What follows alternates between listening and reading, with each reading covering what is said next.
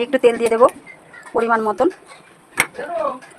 তেলটা গরম হয়ে গেছে, এবার আমি পেঁয়াজ দিয়ে দেবো। পেঁয়াজটা একটু ভাজা হয়ে গেছে, এর ভিতরে আমি লঙ্কা, রসুন, আদা, টমেটো দিয়ে দেবো। দিয়ে এটাকে সুন্দর করে একটু কষিয়ে নেব। এর ভিতরে একটু স্বাদ মতো নুন দিয়ে দেবো, একটু পরিমাণ মতো হলুদ দিয়ে দেবো। দিয়ে এটাকে আমি সুন্দর করে আরেকটু কষিয়ে নেব। এর ভিতরে ধনেপাতা কুচিয়ে রেখেছি, ধনেপাতাটা দিয়ে দেবো। দেখো এটা আমি সুন্দর করে কষিয়ে নিয়েছি, যেন কাঁচা গন্ধ না বেরায়, এত সুন্দর করে কষিয়ে নিয়েছি, তেল ছেড়ে দিয়েছে। এবার ডিমটাকে ভুনি করে রেখেছি, সেই ডিমটাকে এর ভেতরে দিয়ে দিলাম। দিয়ে আরেকটু কষিয়ে নেবো ডিম দিয়ে। ডিম দিয়ে আমার কষা হয়ে গেছে, এবার তরকার ডালটা সেদ্ধ করে রেখেছি, ওটাকে আমি দিয়ে দেবো। এটাকে দিয়ে আমি আরেকটু সুন্দর করে ভালো করে কষিয়ে নেব। দেখো এটাকে দিয়ে আমি একটু সুন্দর করে কষিয়ে নিচ্ছি।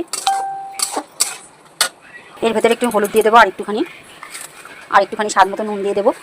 কেউ যদি তরকার ডালে মিষ্টি খাও, একটু চিনি দিয়ে দিতে পারো। আমি তরকার ডালে মিষ্টিটা খাই না, তার জন্য আমি তরকার ডালে মিষ্টি দেবো না। এর জন্য আমি শুধু কষাচ্ছি। দেখো ভালো করে কষাবো এটাকে। এর ভিতরে আমি আরেকটা ডিম ভেঙে দেবো। দেখো বন্ধুরা, আমি একটা কাঁচা ডিম ভেঙে দিয়েছি এর ভেতরে। এটাকে দিয়ে এটাকে সুন্দর করে কষাবো।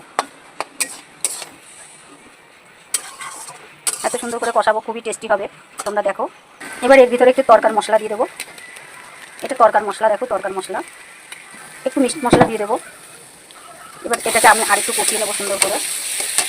দেখো আমার তরকাটা হয়ে গেছে। তোমরা এই রেসিপিটা এইভাবে দেখে রান্না করো, খেয়ে দেখো কত সুস্বাদু, কত টেস্ট লাগবে, খুবই ভালো লাগবে। আমার এই রান্নার রেসিপিটা যদি তোমাদের ভালো লেগে থাকে, প্লিজ তোমরা লাইক করবে, কমেন্ট করবে, তোমরা সাবস্ক্রাইব করতে ভুলো না। আমার তরকাটা হয়ে গেছে। Thank you.